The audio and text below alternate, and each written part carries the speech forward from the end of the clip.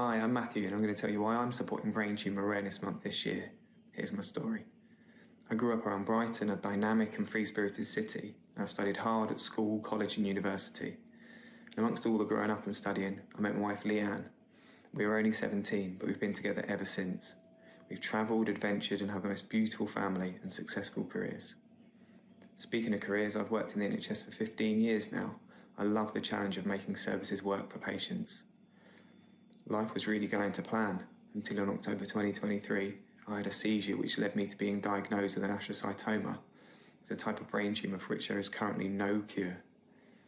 So within days I went from thinking I was just an average guy in his late 30s with a family, a job and an active life to being told I was going to have brain surgery, would need radiotherapy and chemotherapy for a tumour that would, in any scenario, eventually take my life.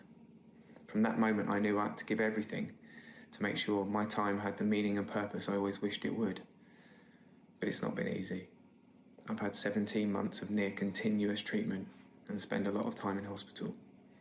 The side effects of treatment have been brutal, and to keep going I need a lot of support from my wonderful family and friends, a big multidisciplinary team, and hours of psychological support.